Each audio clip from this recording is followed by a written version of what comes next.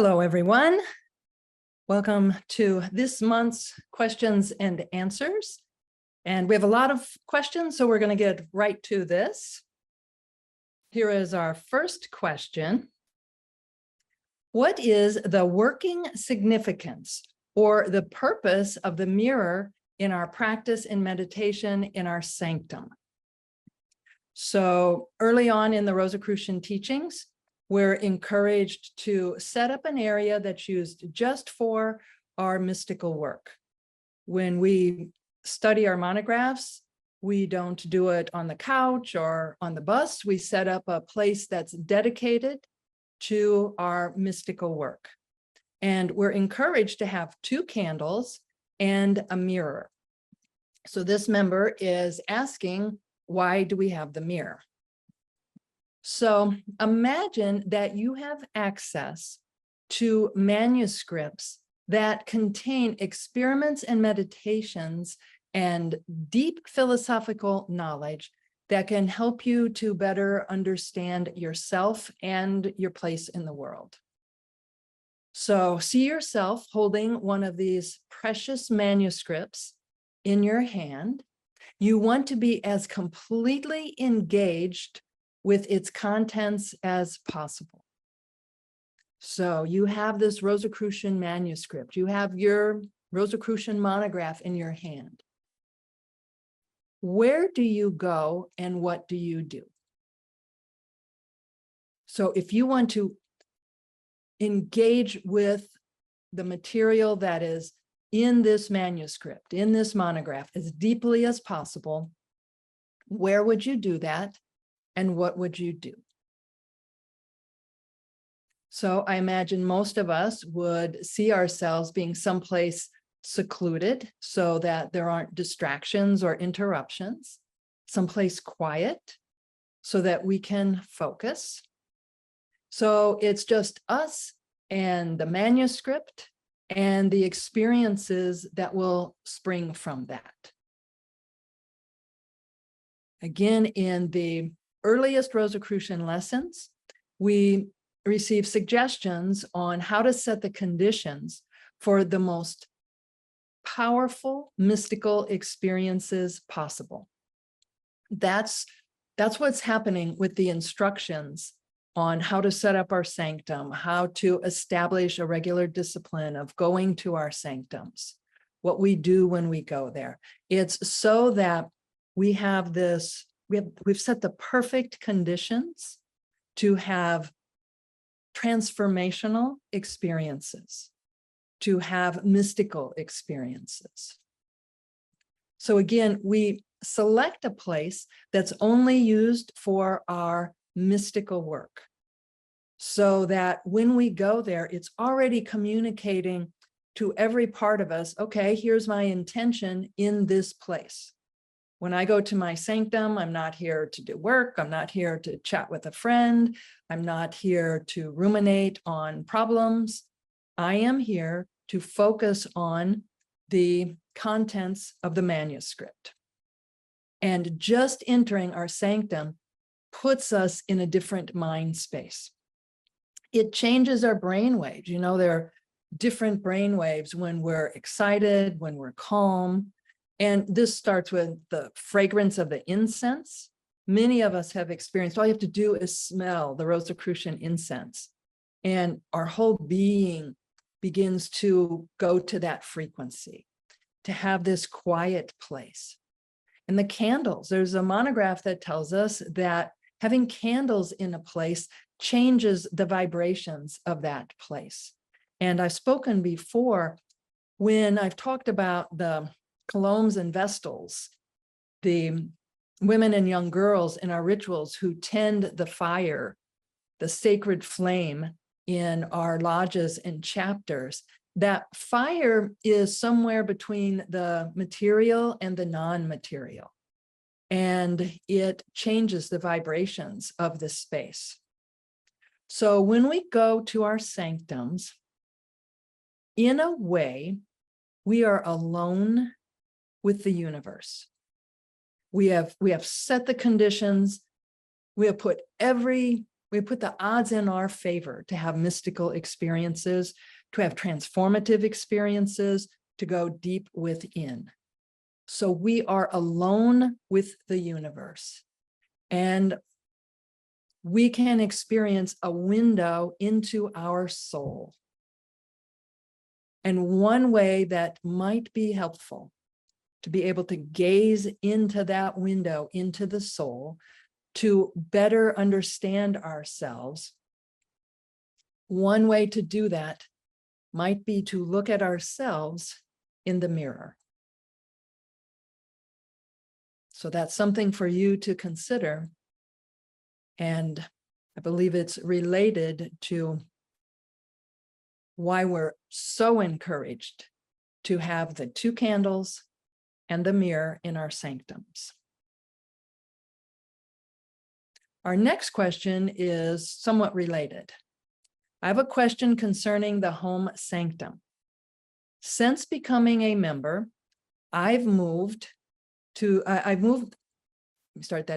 becoming a member, I've moved the location of my sanctum once, but sometimes it's preferable and more private to use my old location. I'm wondering if it's okay to have 2 dedicated sanctums in my home. I love both locations, but if the answer is that only one is appropriate, that would help put this matter to rest.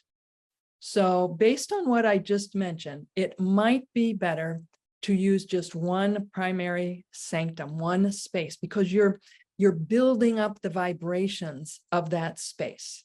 And then you could use the other one if for some reason it's preferable to use the second one. Like, let's say the one you use most of the time, every once in a while, it might be loud outside that place, or you might not have as much privacy.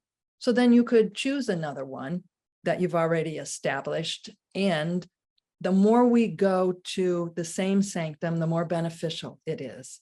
And once we set up our sanctum, it's like we have one continuous sanctum period for our entire life, until at the end of our life, we have our last sanctum period, because we are building the vibrations. We are establishing the energy there. And we've discussed many times that the Rosicrucian teachings tell us that we are beings of energy swimming in an ocean of energy, or an ocean of consciousness. So our work in our sanctums helps to raise our vibratory frequency. And there's a resonance between us and the sanctum that we've set up.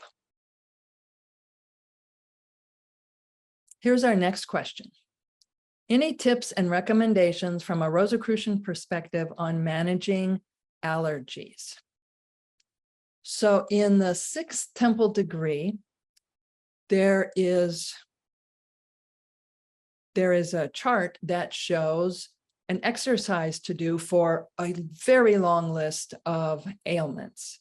And for those of you who are in the 6th degree, it's in monograph 16, and it mentions allergies in particular. And we work with energy that comes from our first 2 fingers and thumb, and we place those fingers and the thumb on certain places on our spine. So it tells us specifically where to put our fingers for that treatment.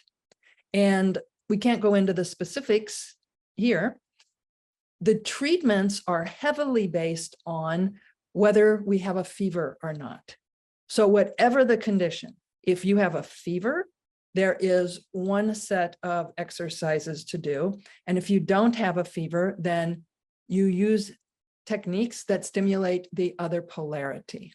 So if you have a fever, you practice a negative treatment. And you can do that very simply. You can exhale and hold your breath for as long as is comfortable. And then when you inhale, you don't hold your breath. You breathe right back out again. So it's holding your breath while the lungs are empty. Also, there is a very powerful vowel sound that's very much related to the subtle influence on the exchange of gases taking place in our lungs. So, we, in the 7th degree, we learn many different uses and applications of vowel sounds, of intoning chants or vowel sounds. And the vowel sound aim, it's spelled E-H-M and it's pronounced aim. And that is the one that helps with the lungs and breathing. It says it acts on the red corpuscles of the lung capillaries and makes them more receptive to oxygen in the air. So aim is associated with the chest too. And you can, in the very earliest monographs that we receive, it shares the different vowel sounds to intone that stimulate 7 major psychic centers. And we're not going to go over those here, but in the very first set of lessons, we're provided with the vowel sound that goes to each area. And the vowel sound that's associated with our chest is around the thymus center, which is behind the breastbone. And that vowel sound, again, is aim. So for those of you with allergies, try that. Our next question. Over the past number of question and answer sessions, the Grand Master has offered a breathing technique, a breathing deeply and fully in through the nose, filling the lungs, and then when full, then breathe in even more. And the purpose of this is we breathe in where it feels like we've breathed in completely, but we do it a little more and it pops the little air sacs in our lungs, the alveoli. And so this releases carbon dioxide that may be built up there. And so the question from this member is there any benefit to be gained by breathing in a similar fashion, but out? I just mentioned the deep negative breathing where we hold our breath when our lungs are empty. So could we exhale completely and then do it a little bit more? Would that be beneficial? So I experimented with this and it was actually very hard to do. It's easier when you think your lungs are full, there is room to do a little bit more. But in my experience, I exhaled and it was like nothing went anywhere. So I don't know from experience if this could be helpful, but it certainly seems like it would be, because the point of the exhalation is to get the carbon dioxide out and to relax the muscle, that diaphragm that is right under the rib cage. So the Rosicrucian monographs always encourage us to experiment with things and decide for ourselves what sounds best. So I think that's worth looking into. The other technique where we breathe in and then breathe a little bit more is it's called a physiological sigh. And it's something that's been popularized in the past few years by Dr. Huberman with Stanford University. It was discovered in the 30s, I believe, but there's been a lot of scientific research on the benefits of doing this. You breathe in a little bit more, and then you exhale completely. Next question. In the very first cycle of Rosicrucian instruction, we're given the daily meditation, which I just mentioned. And the practical application is the diagram showing the vowel sound, a color, and a psychic center. Separately, we're given the pronunciation and the note on the musical scale for these 7 major psychic centers. There are 12 psychic centers, though. So this member is asking, are there any colors associated with the other 5? And in my research, and I've never come across this before, I have never heard of colors being associated with those 5 other psychic centers. They may be, but I could not find them in my research, and I've never heard that mentioned. And very definitely, there are colors associated with the 7 major psychic centers that go with the usual spectrum, the colors of the rainbow. Here's our next question. Who is our class master and how are they selected and assigned to us? Do they change throughout the course of our studies? So our class masters are longtime Rosicrucians who are thoroughly familiar with the Rosicrucian teachings. They also have a lot of resources available to them so that if they have a question, we can research it in our archives in the Rosicrucian Research Library. But for the most part, our class masters are just so thoroughly familiar with the monographs that they're able to answer the questions. So these are long-time experienced Rosicrucians. Sometimes if we have a very specific question, we may refer it to a different class master, but usually the class master, like if you send an email to instruction@rosicrucian.org, we have this small team and it's the class master who receives the emails that day. So we have a team that takes care of the questions each day. And if a question comes in on a particular day, that class master will respond. And again, sometimes we may have questions about very specific questions about health related issues. So we have a class master who is a health professional who would provide information regarding that. And the Grand Master appoints the class masters, and they are always anonymous. Our next question, a recurring question from newer members is, where is the nearest lodge or affiliated body? Not just for North America, but from all around the world. Could a list be compiled and posted on amorc.org and rosicrucian.org answering the questions? So if anyone wants to know where an affiliated body meets in North America and the Caribbean, you can go to rosicrucian.org. And we have a map and you just click on their little pins on the map. You just click on that area and it takes you to that affiliated body's website. And then for people in other countries, they can go to amorc.org, which is our worldwide website. And it lists all of the Grand Lodges there. And then you can just click on that Grand Lodge to go to their website. And many of those have a similar map or list like the one that we have at rosicrucian.org for North America and the Caribbean. Here's our next question. We always inhale through the nose in our exercises. Should we always exhale through the nose? Or are there times when we should exhale through the mouth? Typically, the Rosicrucian monographs suggest that we inhale and exhale through the nose. Typically, that's what the monographs suggest that we do. And in my own personal experience, I find that my meditation is deeper if I exhale through my mouth. So that's what I typically do. You would find what works best for you. And we can practice this right now. So again, usually the Rosicrucian teachings say to inhale through the nose and out through the nose. So we'll do that now. We'll do this for about 2 minutes. So close your eyes. And breathe normally in and out of your nose. If your mind wanders, gently bring your attention back to the air going in and out of your nostrils.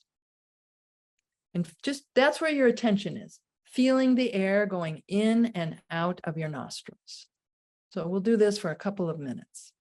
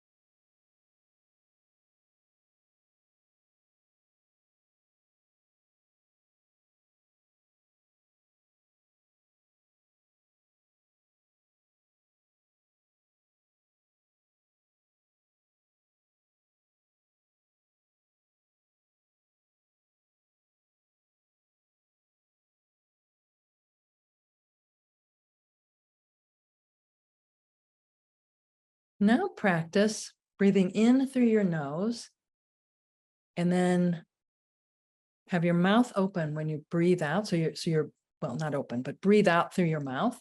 You may even find it helpful to purse your lips, but breathe in through your nose and out through your mouth.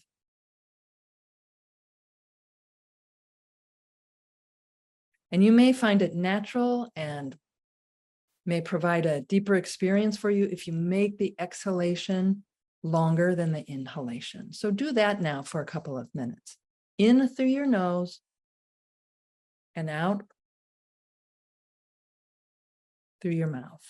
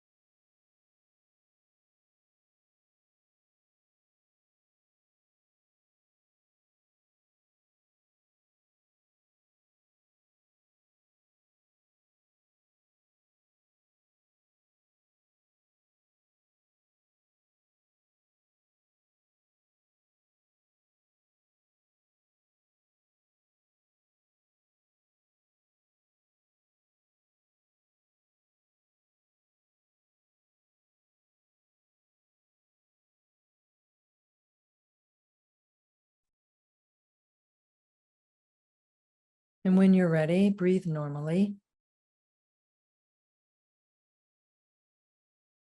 And just be aware of your inner state, how you're feeling. Rosicrucian researchers have researched this type of breathing and have found that even with just 2 minutes of breathing, just focusing on your breath, either way, in through your nose and out through your nose or your mouth, either way, that it helps us to go deeper into meditation, and it helps the effects of meditation to last even longer. So we're signaling to our entire system that it's okay to relax. And then that communicates to the brain and then to the heart. And then there's this resonance so that this simple meditation changes our brain waves. And I mentioned the physiological sigh earlier. Let's go ahead and do that now. So breathe in completely, in through your nose. And then again, you think it's full, but breathe in more. And then out through your mouth. And make the exhalation longer than the inhalation. We'll do this 3 times. So again, breathe in. Breathe in even more. Pops those little air sacs and then out through the mouth. That expels the carbon dioxide. A 3rd time, breathe in deeply. Again, more. And exhale out through the mouth with a longer exhalation. Often we don't breathe deeply, and this causes carbon dioxide to be built up in those little air sacs. So that's the point of filling the alveoli in our lungs, those tiny little air sacs, so full that they pop.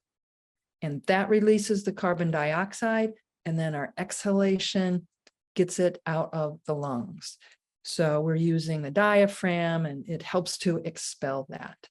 So these are little meditation hacks that help us to go into a more calm state of mind. And again, Rosicrucians have researched the effects of focusing on our breath. This could be before you start your sanctum period.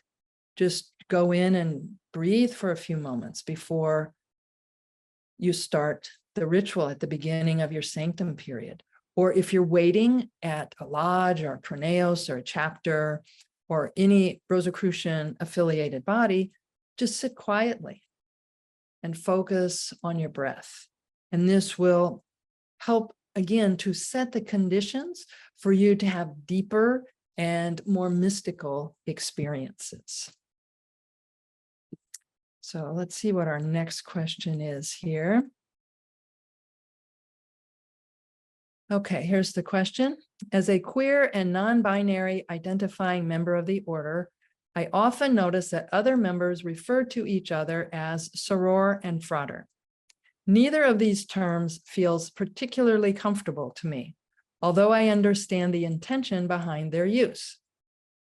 Is there a gender-neutral word that I can ask that other members use instead of these terms? If so, how would you go about suggesting that? I am thinking a subtle shift in language could improve inclusion for queer, trans, and non-binary members of the order, and give us useful language for the plural or when we are unsure of someone's gender. So I understand completely what this member is saying. And recently, at every other month, we have an affiliated bodies meeting where the officers of the different affiliated bodies come together on a Zoom call. And at our last call, one of the officers mentioned this, and we had a discussion. Using the terms Frater and Soror has been traditional in the Rosicrucian Order for a very long time. So it's hard to make changes when it's part of your tradition and you're used to referring to other members that way, and the world changes. And it's important that we are sensitive to including all of our members. So at that discussion with the affiliated bodies officers, we said that for the most part, if it's a non-ritualistic setting where there's no need to refer to someone either way, you just call them by their first name. So that's something that we're moving toward, that so that everyone could be comfortable and could feel comfortable, and especially so no one feels uncomfortable because the wrong pronoun is used with them, or they're just not comfortable with that. So first, that is our suggestion, that we just call the person by their first name. And in our rituals, there are times that we speak to Frater or Soror, and so we're moving toward language that doesn't really identify by gender, like candidate or initiate, something like that. We have a publication style guide where in the Rosicrucian Digest and our books and all of our magazines, everything we do, we have a style guide with standards for the language that we use. And when I began serving as a Grand Master in the year 2000, our publications would still use the pronoun he for everybody. So we changed that right away, and we would alternate it. We'd say he, whatever, and then the next paragraph would say she, whatever. And that's still in some of our publications because they were published at that time. And now any publications that we're creating now, we use they or them. So so that's what we're doing. Okay, the next question. How does Rosicrucianism combine different beliefs harmoniously? For example, Christianity and Judaism, which seem at odds, particularly regarding Jesus Christ. So the question is, how does Rosicrucianism combine different beliefs harmoniously? So I don't think the Rosicrucian teachings attempt to do that. The Rosicrucian teachings aren't Christian or Jewish or Muslim or anything else. They're a separate tradition. And there is a degree in the Rosicrucian teachings that's like a comparative religions. It's a study of some of the major religions of the world. So we explore certain religions, and that's a separate study. And the motto of the Rosicrucian Order is the greatest tolerance with the strictest independence. So I prefer the word understanding the tolerance, and that might be updated someday, but right now it's the greatest tolerance. So it's seeing the value in all religions with the strictest independence. So continuing to be the Rosicrucian tradition. So the next part of this question is, what ancient religious texts support the foundation of Rosicrucianism, such as similar to the Bible with Christianity and the Torah for Judaism? So there are no religious texts, and there are the Rosicrucian manifestos. So in the year 1614, a manifesto was published anonymously in Europe announcing the presence of the Rosicrucians. And the first one was called the Fama Fraternitatis. And then the next year, there was the Confessio Fraternitatis. And then in 1616, there was the chemical writing of Christian Rosenkreuz. So those are the foundational texts of Rosicrucianism. And at the Rosicrucian Research Library in San Jose, we have, along with extremely rare and valuable first editions of other books, we have a first edition set of the Rosicrucian manifestos. And I want to share a little bit about the situation when these manifestos were published. It's believed that they were written by a group of students and professors at the University of Tübingen in Germany, which is still a very prestigious university in Europe. And the conditions in Europe were terrible at that time. It was said that Europe was going through a moral crisis. There was so much superstition. There were new scientific discoveries and theories, and they were challenging the hold that religion had on people's minds. So this, of course, created a response. And one of the responses was the various inquisitions that the Roman Catholic Church initiated with renewed intensity. The Roman Inquisition had just publicly burned the scientist and mystic Giordano Bruno at the stake. This was in the early 1600s. I think that was 1610. And he adhered to the belief that the universe was infinite and that other solar systems exist. And he was burned at the stake for that. And then they began, the Roman Inquisition began to scrutinize the brilliant Italian natural philosopher and astronomer and mathematician Galileo Galilei, who was a committed Catholic, but they persecuted him and then ended up placing him under house arrest until his death because of his support of the Copernican theory. And again, in the early 1600s, Protestant and Roman Catholic Christians had just waged 8 horrible wars of religions over 36 years. So these were Christians killing each other in the most atrocious ways. This was all going on when the Rosicrucian manifestos were published. Henry IV of France was a very tolerant and progressive king, and he was assassinated by a religious fanatic. And on top of all of that, there were plagues and droughts. And some people sought scapegoats for all of these calamities. And superstition and intolerance were rampant. So these students and professors at the University of Tübingen wrote these manifestos, the first 2, anonymously. You can probably see why, because it wouldn't be helpful to put your name on this. You wouldn't have many opportunities to do more. So I'd like to read a little bit about the Fama Fraternitatis. And we published in the Rosicrucian Digest an article on the origins of the Rosicrucian teachings. And this was Digest number 1 from 2019. So if you're interested in this, go to rosicrucian.org. And at the top of that page, it says texts. And then you can choose Rosicrucian Digest. And this was from 2019, number 1. And the name of that, the theme is Discovering the Rosicrucian Path. So the title of this article is Fama Fraternitatis, which means the fame of the fraternity.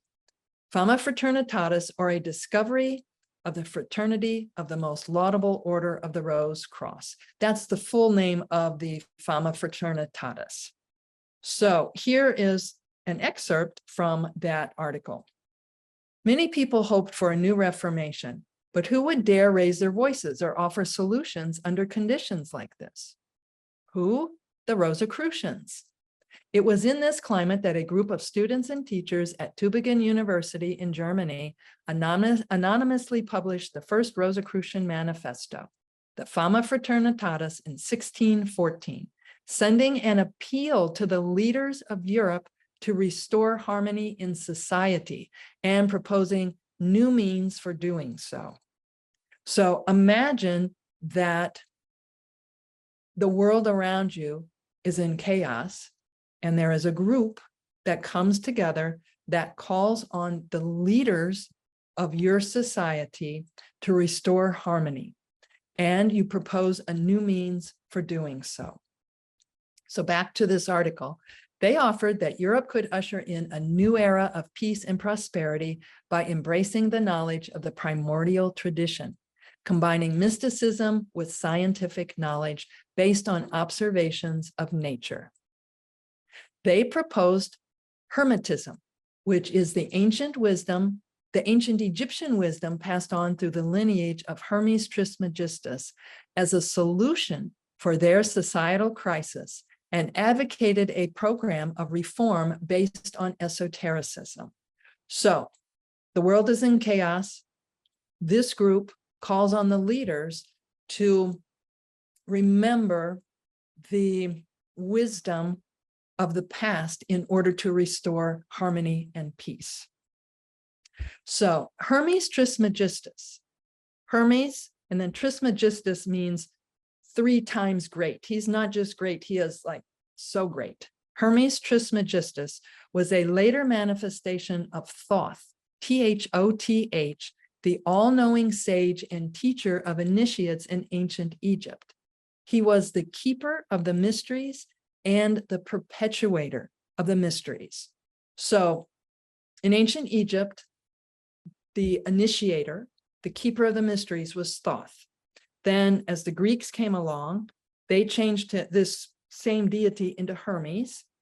And then over time, he became Hermes so great, Hermes Trismegistus. And then in the 1600s, when the Rosicrucians wrote these manifestos, they transformed that character, because Hermes Trismegistus went from being a deity to being a sage, being a human. They changed that personage into being a more human personality to continue to perpetuate that wisdom. And this figure was Christian Rosenkreuz. And so the same Christian Rosenkreuz was perpetuating the same wisdom that Hermes Trismegistus had perpetuated, which Thoth had perpetuated in the times of ancient Egypt.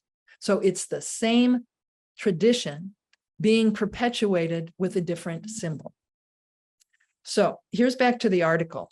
The Fama Fraternitatis presents the allegorical initiatic journey of a brother named CR, his brother CR.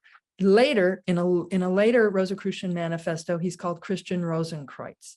This is a mythical figure who is credited with the founding of the Rosicrucian Order. And in German, Rosenkreuz means rose cross. So Brother CR was born in Germany in 1378. He was born to a noble family, but a very poor family. And when he was 5 years old, he became an orphan and was sent to a nearby monastery. And a brother there took him under his wings and took responsibility for his education. Later, they set out on a pilgrimage, and this brother was going to take him to Jerusalem, but the brother died at their first stop, which was in Cyprus. And there's a meaning to every location that Christian Rosenkreutz stops at on his journey. And if you're interested in the specifics, you can read this in that Rosicrucian Digest article. Again, Digest number 1 from 2019. So the boy, CR, he continued alone, and he traveled to Damcar, to Egypt, to Fez, and to Spain, gathering knowledge and experiences along the way. And he never went to Jerusalem. So he went to these places that I just mentioned, gathered their esoteric knowledge, went back to Germany. And there he began to write down all the knowledge he had acquired. So this allegory is talking about the sources of the Rosicrucian tradition, the resources for this reformation that the Rosicrucians were proposing. So early 1600s, the world is a mess. They're suggesting, let's look back at some of the wisdom of ancient times. So Brother CR comes back, he writes everything down, and then he trusted 3 brothers from the monastery he had been in. He trusted them to join him in his work. And Brother CR, or CR's goal, and again, later he's called Christian Rosenkreutz, his goal was to create a fraternity capable of providing guidance to the rulers of Europe. And this is similar to the oracles in ancient lands, in ancient Greece and ancient Egypt and ancient Rome. So they were these fonts of knowledge, and they wanted to help the leaders. So they would become the guiding lights of society. This is the allegorical beginning of the Fraternity of the Rose Cross. And later, 4 other people joined for a total of 8. So again, Thoth was replaced by Hermes Trismegistus by the Greeks, so that you have Thoth, the keeper of the mysteries, the initiator. He becomes, for the Greeks, Hermes Trismegistus.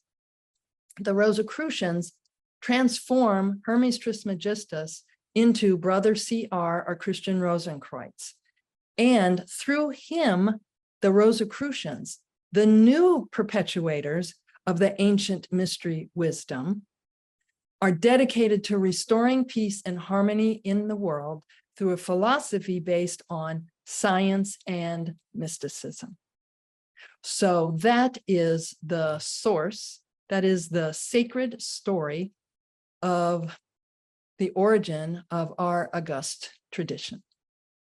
And if you're interested in more on this, the Rosicrucian Order has published a book called Rosicrucian History and Mysteries by the Supreme Grand Lodge's archivist, Christian Rabiz, and you can read that online also at rosicrucian.org under books. So that's Rosicrucian History and Mysteries, and all of our books and magazines are available for free on rosicrucian.org. We published a series of 17 Rosicrucian Digest magazines tracing the different traditions that contribute to what we study today as Rosicrucians. So we start with Atlantis, which some people believe really existed. Some people believe is more of symbol for a golden age when there was more than intellectual knowing. And then that knowledge travels through Egypt and Greece, and you have the Essenes and Delphi and the alchemist and hermetist, and coming up to the Martinists, and coming up to the Rosicrucian Order Amorc.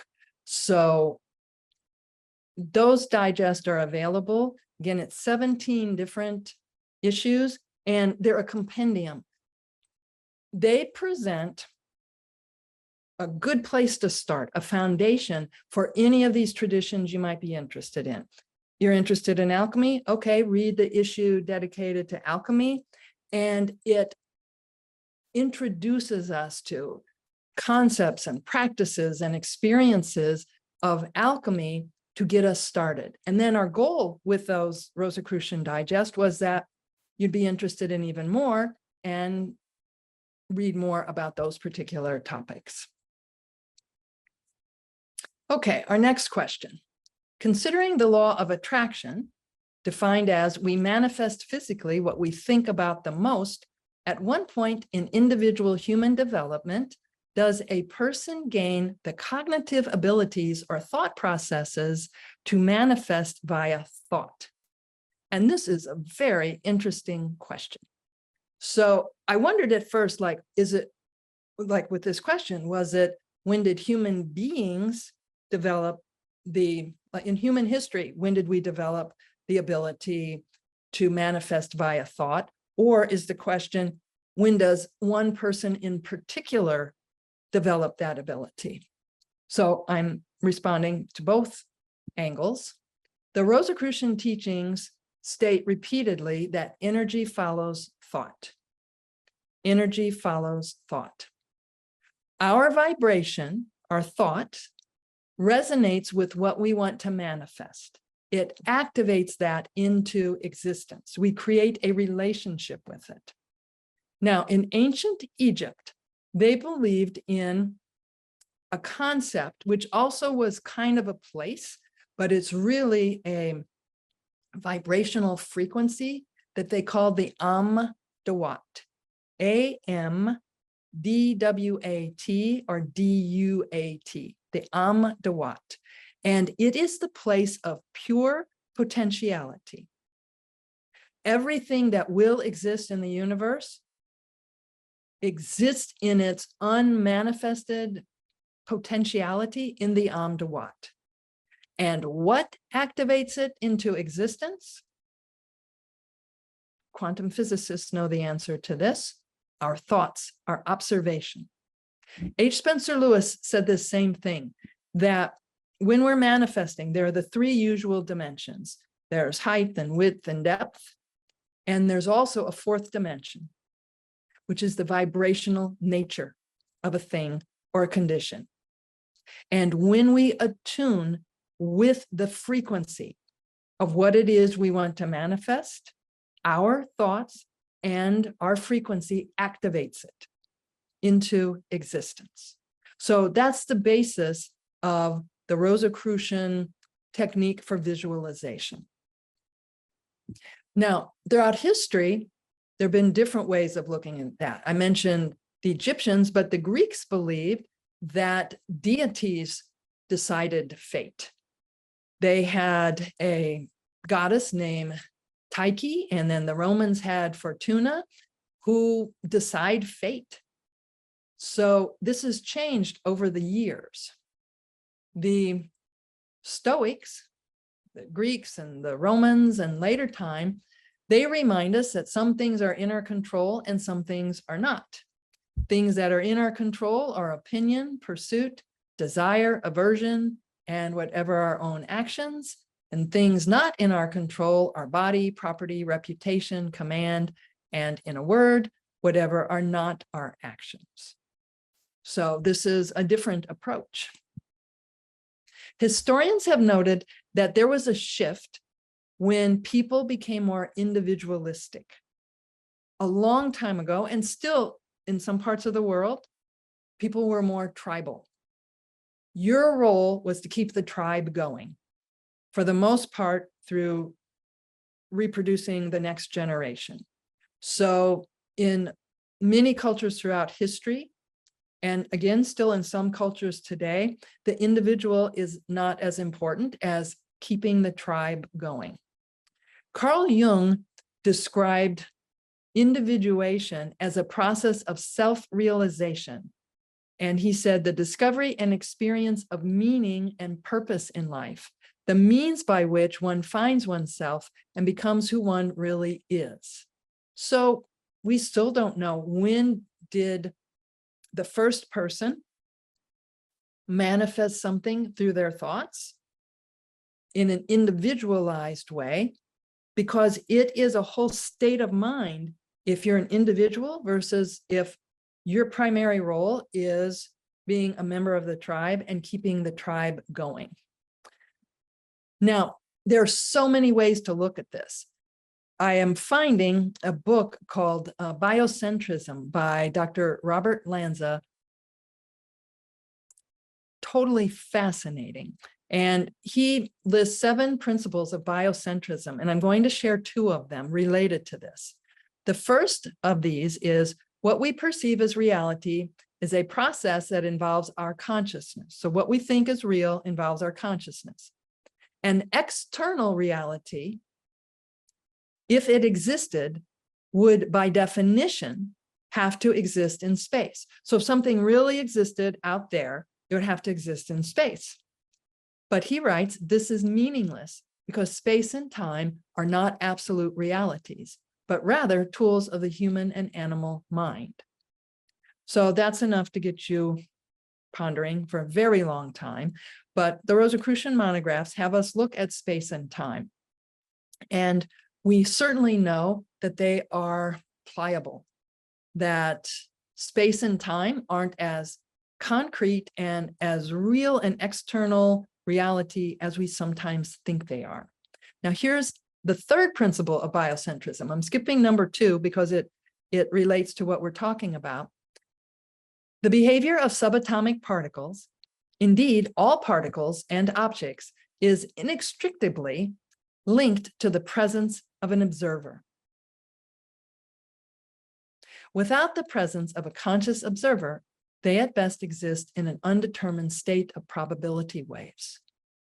So now we get back to the Amdawat, and we get back to H. Spencer Lewis's principle. The foundation for manifestation is that everything exists as a vibratory potential until we attune with it perfectly and our thoughts activate it into existence.